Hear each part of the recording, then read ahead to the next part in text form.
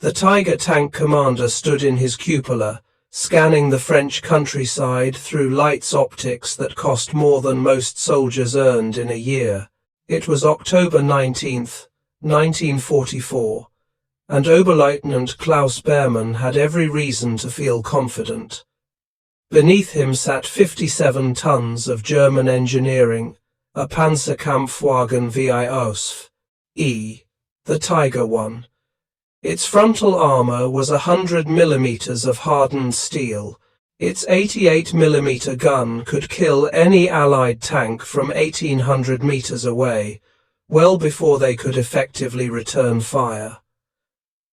Behrmann had survived 2 years on the Eastern Front. He'd seen 34s bounce shells off his glacis plate like pebbles.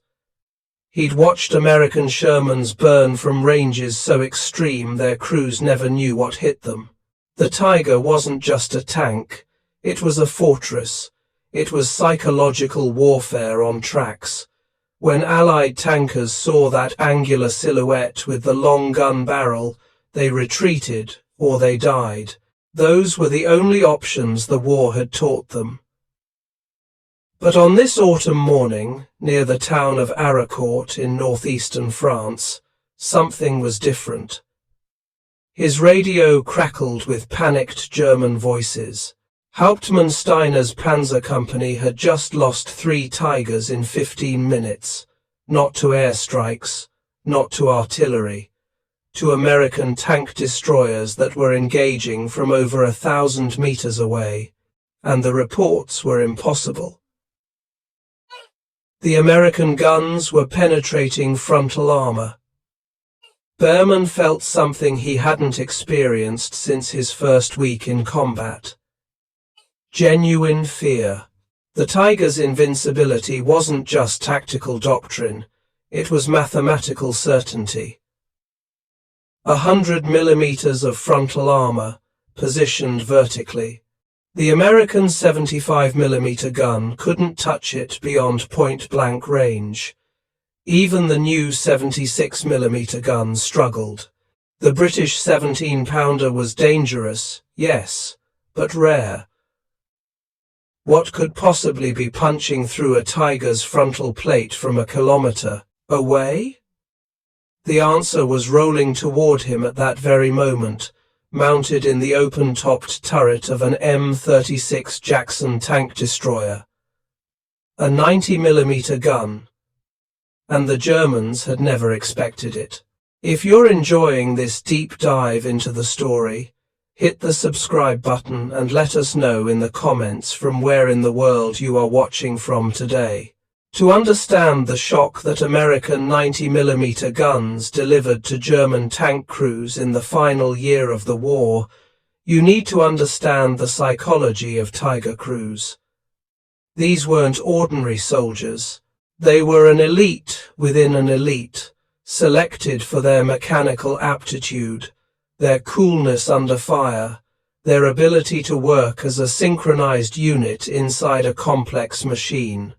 And they had been taught, from their first day of training, that their armor was functionally impenetrable from the front. This wasn't propaganda, it was math. The Tiger I entered service in August 1942. When it first appeared in Tunisia in December of that year, it caused something close to panic among Allied forces. British anti-tank guns that had been perfectly adequate against Panzer IIIs and IVs were suddenly useless. The Tiger's frontal hull armor was 100 millimeters thick. The turret front was also 100 millimeters. The gun mantlet, the armored shield protecting the gun mounting, varied between 120 and 200 millimeters, depending on where you measured it. This wasn't sloped armor like the Panther or the Soviet 34. It was flat. But it didn't need to be sloped. It was simply too thick for Allied guns to penetrate at combat ranges. The American M4 Sherman's 75 millimeter gun, firing the standard M61 armor-piercing capped round, could penetrate 88 millimeters of steel at 100 yards. But that assumed a 90-degree impact angle and soft steel. The Tiger's armor was hardened, and combat rarely happened at 100 yards. At 500 yards, which was a typical engagement range in the bocage country of Normandy or the rolling hills of France, the Sherman's gun couldn't penetrate a Tiger's frontal armor at all. German tank crews knew this. They had test ranges where they'd watch Allied rounds bounce off captured armor plates.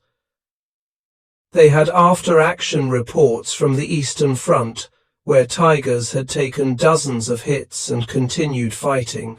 One Tiger in Tunisia, in early 1943, had been struck 227 times by various Allied weapons, anti-tank guns, tank guns, artillery, and driven away under its own power. The Tiger's gun, meanwhile, could kill anything the Allies fielded. The 88mm KK-36 was a 56 caliber weapon. The barrel was 56 times the diameter of the bore, firing a nearly 10-kilogram armor-piercing shell at 2,700 feet per second. At 1,000 meters, it could punch through 120 millimeters of vertical armor. The M4 Sherman's frontal hull was 51 to 64 millimeters thick, depending on the variant. The turret front was 76 to 91 millimeters. Simple arithmetic. The Tiger could kill a Sherman from any angle at any range. The Sherman couldn't kill a Tiger from the front at any range. This created a specific psychological profile in Tiger crews. They fought aggressively. They exposed themselves. They didn't need to hide behind cover or use terrain cleverly because their armor was their terrain. When a Tiger advanced down a road or across an open field, it did so with the confidence of invulnerability. Let the Americans shoot first. Let them reveal their positions. Their guns couldn't hurt you anyway. This arrogance wasn't foolishness. It was rational calculation based on material reality. And it was exactly this confidence that American ordnance officials were about to shatter. The 90mm gun's development began not as a response to the Tiger. The Americans didn't even know the Tiger existed when the project started, but as a next-generation anti-aircraft weapon. By 1942, the U.S. Army had identified a need for a heavier AA gun to complement the aging 3-inch weapons. The 90mm M1 anti-aircraft gun entered service and proved highly effective against high-altitude bombers. But the same engineers who developed the M1 recognized its potential as an anti-tank weapon. The gun had excellent ballistics. It could fire a nearly 25-pound armor-piercing round at 2,650 feet per second. The challenge was mounting it on a mobile platform. Anti-aircraft guns were designed to elevate to high angles for engaging aircraft.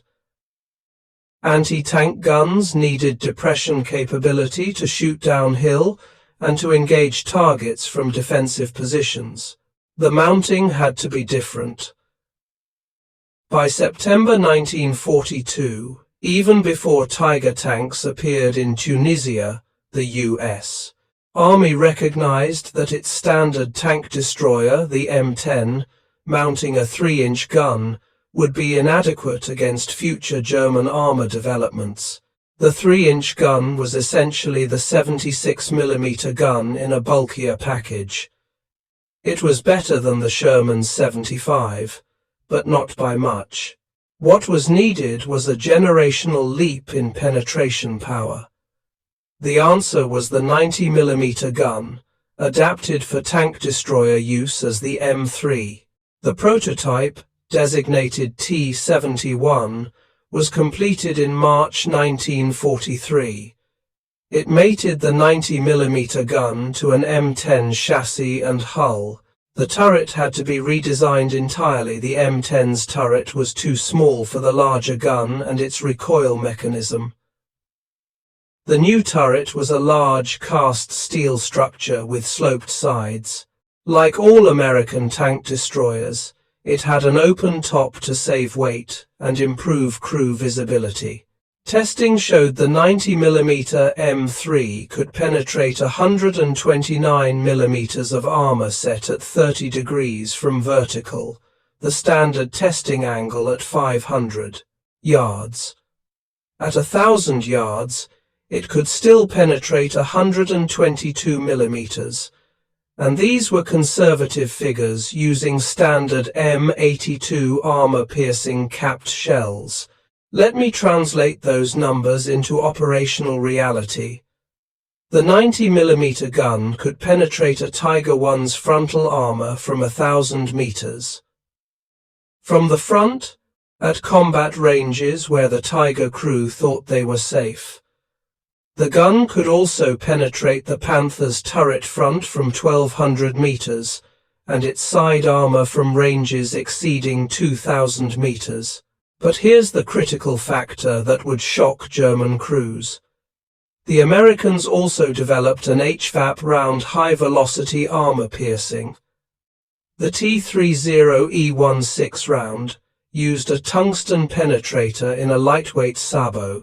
It left the barrel at 3,350 feet per second, 800 feet per second faster than the standard round. At 500 yards, it could penetrate 221mm of armor at 30 degrees. At 1,000 yards, it could still defeat 199mm. Those numbers meant the HVAP round could penetrate a Tiger from 2,000 yards.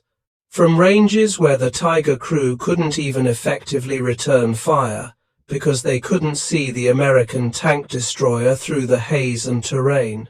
Production of the M36 tank destroyer, officially the 90mm gun motor carriage, M36, began in mid-1944. The first vehicles reached Europe in September 1944. By October, they were in combat, and German tank crews were about to discover that the rules of armored warfare had fundamentally changed. The 604th Tank Destroyer Battalion received their M36S in early October 1944. Staff Sergeant William Northam was the commander of one of these new vehicles. He'd spent the summer of 1944 fighting in Normandy in an M10, watching his 3-inch gun bounce off Panthers at ranges where the Panthers could kill him with ease. The M36 felt like a revelation. The gun was massive, Northam would later recall. When we test-fired it at the range near Verdun, the muzzle blast was so powerful it knocked over fence posts 30 yards to either side. The recoil was incredible. The whole vehicle rocked backward, but we could see what it did to the target plates. We put holes through armor that the 76 couldn't touch. On October 15, 1944, elements of the 702nd Tank Destroyer Battalion engaged German armor near the town of Bruyères in the Vosges Mountains. 3 Panthers were positioned in hull-down defensive positions, their frontal armor angled toward the American approach. In previous engagements with M10s or Shermans, this would have been a killing ground. The Panthers would sit in defilade and destroy anything that came up the road. But the American tank destroyers weren't M10s anymore. At 1,500 yards, 3 M36s opened fire simultaneously. The Panthers' crews had time to traverse their turrets, to identify the targets, to begin defensive maneuvers, but they didn't have time to retreat. The 90mm rounds struck the Panther's turret fronts at angles that should have resulted in bounces or non-penetrating hits. Instead, the shells punched through. All 3 Panthers were destroyed or abandoned within 2 minutes of the first shot. The radio traffic from German units that evening reflected genuine confusion. Panther armor wasn't supposed to fail. Not from the front. Not at 1,500 meters. The after-action report from the German 5th Panzer Army noted that American forces appear to have deployed a new anti-tank weapon of considerable power. Frontline units report penetrations of frontal armor at extended ranges previously considered safe. The shock intensified in December during the Battle of the Bulge. Hitler's last major offensive in the West threw everything Germany had left into the Ardennes. Panthers, Tiger Is, even the new Tiger IIs with their even thicker armor and longer 88mm guns. The German plan assumed that American tank destroyers and Shermans would be inadequate against this concentrated armor. Previous combat had shown that Shermans required numerical superiority of 3-to-1 or greater to overcome Panthers. Against Tigers, the odds were even worse, but by December, M36 tank destroyers were distributed throughout American armored and infantry divisions. They weren't common production, had been slow, and demand was high, but there were enough, and when German armor advanced into the carefully prepared killing zones of American defensive positions, they found 90mm guns waiting. Near Freihaldenhoven on December 22nd, an M36 from the 702nd Tank Destroyer Battalion engaged a Tiger II at 1,000 yards. The Tiger II, also called the King Tiger, was supposed to be invulnerable from the front. Its frontal armor was 150mm thick on the turret, 180mm on the glacis plate, both sloped. No Allied tank gun in service could penetrate it frontally with standard ammunition. The M36's commander, Lieutenant Howard, didn't have standard ammunition. He had 3 HVAP rounds. At 1,000 yards, he fired once at the King Tiger's turret. The tungsten penetrator struck just below the gun mantlet and penetrated. The 68-ton German tank lurched to a halt, smoke pouring from the hatches. The crew evacuated 30 seconds later. When American forces examined the vehicle the next day, they found the round had penetrated the turret face, traveled through the fighting compartment, and exited through the thin top armor of the hull. If you find this story engaging, please take a moment to subscribe and enable notifications. It helps us continue producing in-depth content like this. But the psychological shock really crystallized when the M26 Pershing arrived in February 1945. The Pershing was America's first true heavy tank, 46 tons, well armored, and mounting the same 90mm gun as the M36. Unlike the M36's open-topped turret, the Pershing had a fully enclosed, heavily armored turret. It looked like a proper heavy tank, and when German crews saw it, they didn't immediately panic, because it looked like it could be engaged like any other American tank. That assumption lasted exactly as long as it took for Pershings to start shooting. On February 26, 1945, a T-26E3, the designation before it was officially named Pershing, engaged a Tiger I near the German town of Elsdorf. The Tiger was in a prepared position, partially concealed by a burning building. Its commander saw the unfamiliar American tank and made a tactical decision. Engage immediately. The Tiger fired 3 times from roughly 100 yards. 2 rounds penetrated the Pershing's turret, killing the gunner and loader. The third round struck the glacis plate but didn't penetrate. The Pershing, designated Fireball, was knocked out, but not destroyed.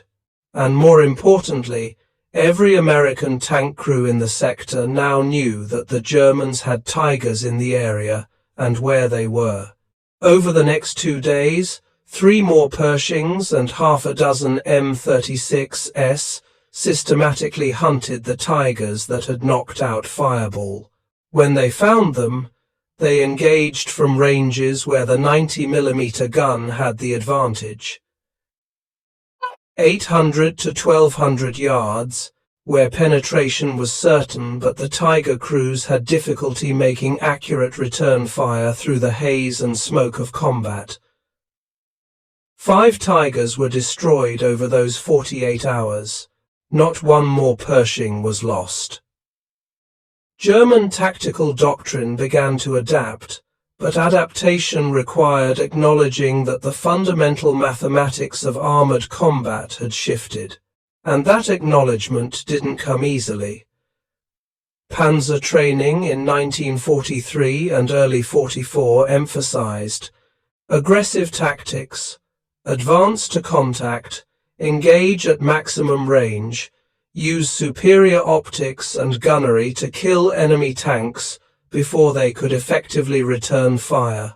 Close with the enemy only when necessary to exploit breakthroughs or to finish off disabled vehicles. The Tiger's armor and gun made this doctrine rational. You didn't need to hide when you were functionally invulnerable. By January 1945, that doctrine was killing experienced crews. The revised tactical guidance from Panzer Lehr and the 5th Panzer Army stressed new priorities. Avoid engagement at ranges beyond 800 meters unless you could positively identify the enemy vehicle. American M36s and the new Pershings looked similar to Shermans at distance, especially through the smoke and haze of combat. If you couldn't tell what you were facing, assume it was the 90mm gun. Engage from ambush positions. Use terrain, fire, and relocate. These were defensive tactics, tactics of a force that no longer dominated the battlefield, and that shift in mindset from aggressor to defender, from invulnerable to vulnerable, was devastating to morale. Oberleutnant Johann Müller, a Tiger commander in the 3rd SS Panzer Division Totenkopf, wrote in his diary in January 1945, "The Tiger is still the best tank in the world, but now we must fight it like we are in a lesser machine. We take cover, we avoid open ground. We retreat when we should advance. This is not how Tigers were meant to fight, but the Americans have this new gun, and it kills Tigers. The men know this. They see the destroyed panzers, they hear the radio calls, and they are afraid." The famous duel in Cologne on March 6, 1945, perfectly illustrated both the power of the 90mm gun and the psychological transformation it had wrought on German crews. The city of Cologne sits on the Rhine River, a major industrial and transportation center. By early March, American forces had reached the western outskirts. The city was defended by remnants of several German divisions, artillery, and a handful of armored vehicles, including one Panther tank from the exhausted and under-strength Panzer Brigade, 106. The Panther was positioned near the Cologne Cathedral, one of the few structures still standing in the bombed-out city center. Its commander, Oberfeldwebel Gustav Schaffer, had orders to defend the approaches to the cathedral square until his ammunition was exhausted, then destroy the vehicle and withdraw on foot. He had no illusions about survival. He had enough fuel for perhaps an hour of maneuvering and 16 rounds of 88mm ammunition. Against him were elements of an entire American armored division. What happened next was captured on film by an American combat cameraman, and the footage remains one of the most dramatic pieces of armored combat ever recorded. At approximately 2:30 p.m., an M36 Pershing from the 3rd Armored Division's 32nd Armored Regiment rolled into the Cathedral Square. The Pershing's crew wasn't expecting enemy armor. They'd been told the Germans had abandoned most of their heavy equipment west of the Rhine. But Sergeant Bob Early, the tank commander, was cautious. He'd been fighting since Normandy. He knew better than to assume anything. The Pershing advanced slowly, infantry moving alongside for security. Schaffer, watching from his concealed position about 250 yards away, saw his opportunity. From that range, his gun couldn't miss. He fired. The 88mm round struck the Pershing's right side drive sprocket with a flash of sparks and a thunderous clang that echoed off the cathedral walls. The track separated. The Pershing lurched to a halt, immobilized but not destroyed.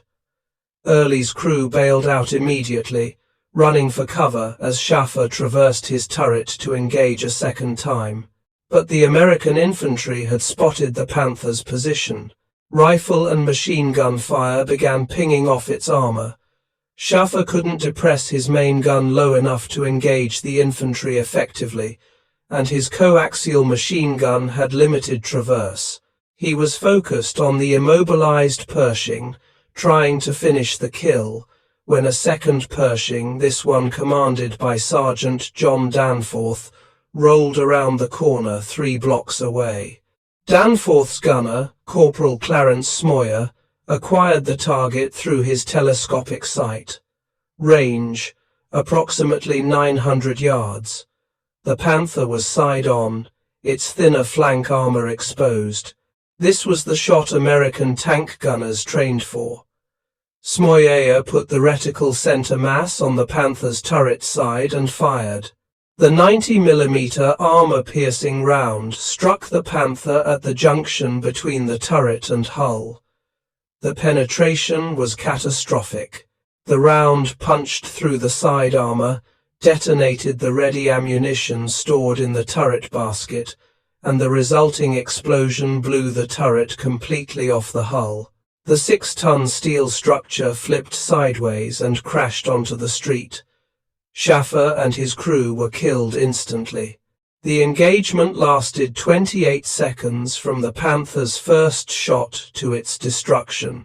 The film footage shows the entire sequence: the Panther emerging from cover, the shot that immobilized the first Pershing, the crew bailing out, and then the sudden bright flash as Smoyer's round found its mark, the turret flipping through the air, the smoke and fire pouring from the hull.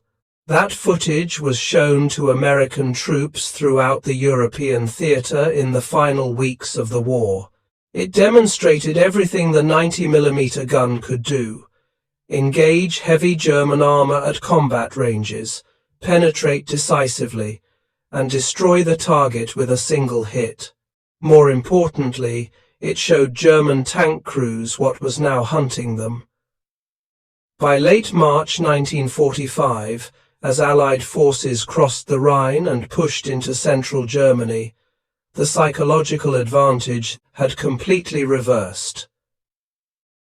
German tank crews, who had once fought with aggressive confidence, now operated with the caution of hunted prey. American after-action reports from April noted that German armor, when encountered, frequently withdrew without engaging even when in tactically advantageous positions. The combination of Allied air superiority, artillery, and the knowledge that American tanks and tank destroyers now mounted guns capable of killing any German vehicle from the front had broken the will of even elite panzer units. Lieutenant Hans Becker, a Panther commander captured near the Ruhr Pocket in April 1945, told his interrogators, "We knew the war was lost. But even if it wasn't lost, how do you fight when the enemy has tanks that can kill you as easily as you kill them? For 2 years we had the advantage. Now they have it. And they have fuel and ammunition and new tanks to replace losses. We have nothing. When I saw a Pershing, I gave the order to retreat. What else could I do? Stay and die pointlessly?" The 90mm gun didn't win the war. No single weapon system did. The war was won by industrial production, logistics, air power, the determination of Allied soldiers, and the fact that Germany was fighting on multiple fronts against enemies with vastly superior resources. But the 90mm gun's introduction in the war's final year had a disproportionate psychological impact on German armored forces, and it represented the moment when American armor technology caught up to and then surpassed German designs. The broader legacy of the 90mm gun extended well beyond 1945. The gun remained in U.S. service through the Korean War, where M26 Pershings and M46 Pattons, an upgraded Pershing variant mounting the 90mm engaged Soviet-built 3485s in tank versus tank combat. The gun proved more than adequate. It could penetrate a 34 from any angle at any practical combat range.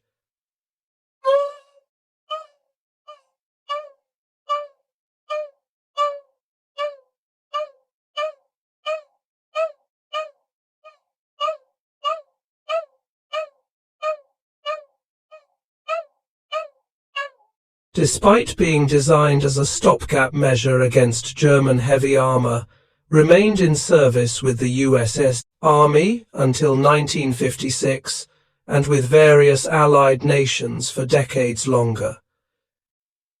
Yugoslavia operated M36S until the 1990s.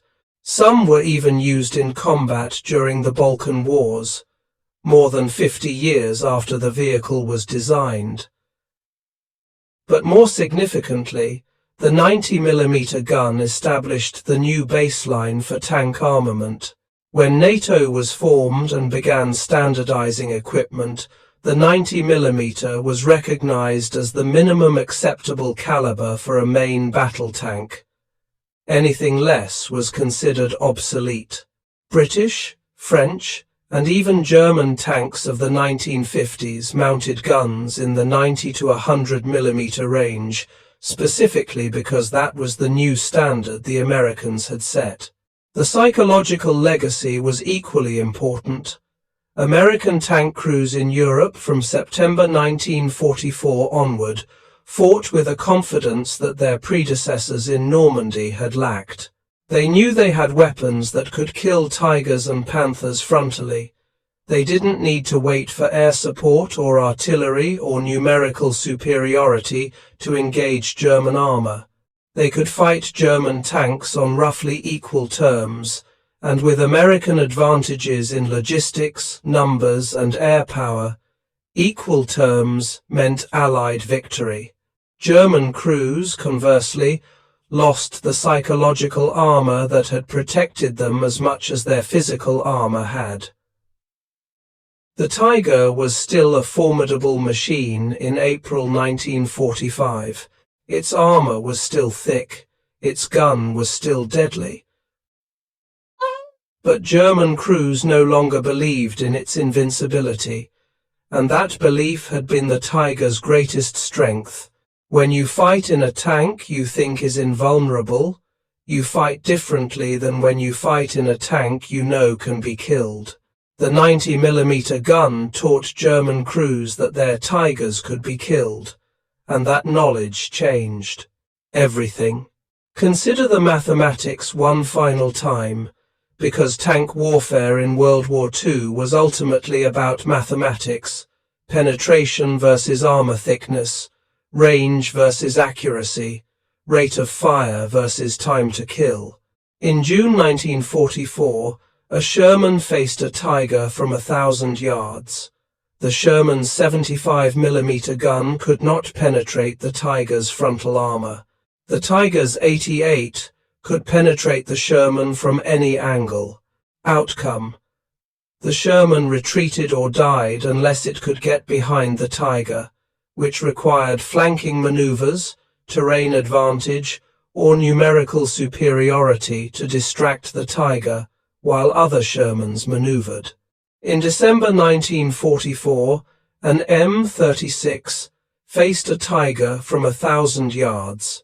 The M36's 90mm gun could penetrate the Tiger's frontal armor with standard ammunition and could absolutely penetrate it with HVAP rounds. The Tiger's 88 could still penetrate the M36, but the M36 had better optics, better crew training on average, and the first shot advantage because American tank destroyer doctrine emphasized defensive ambush tactics. Outcome: the Tiger was destroyed or forced to retreat more often than not. That shift from American tanks must avoid German heavy armor to American tank destroyers, can engage and destroy German heavy armor frontally, was the 90mm gun's contribution to victory. It wasn't the only factor, but it was a crucial one. And the German crews, those survivors who lived to see May 1945, remembered. They remembered the shock of seeing their Tigers penetrated from the front. They remembered the confusion when Panthers that should have been invulnerable burned from frontal hits. They remembered the new American tank, the Pershing, that looked different and fought differently and killed German armor with a confidence that Shermans had never possessed. Oberleutnant Klaus Behrmann, the Tiger commander we met at the beginning of this story, survived the war. His Tiger was destroyed by an M36 near Saar Union in December 1944. He escaped the burning vehicle with burns to his hands and face. By the time he recovered and was assigned to another unit in February 1945, Germany had no more Tigers to give him. He spent the final months of the war commanding a Panzer IV, a tank that had been obsolete since 1943 but was all that remained. In a post-war interview in 1978, Behrmann reflected on his experience. The Tiger made us arrogant. We thought we were untouchable. When the Americans brought out that 90mm gun, it was like fighting a different war. Suddenly we had to think defensively. Suddenly we were the ones who were outgunned. I don't think people understand how much that changed the dynamic. It wasn't just that our tanks could be destroyed, any tank can be destroyed with the right weapon. It was that our advantage, the thing that made Tigers special, was gone.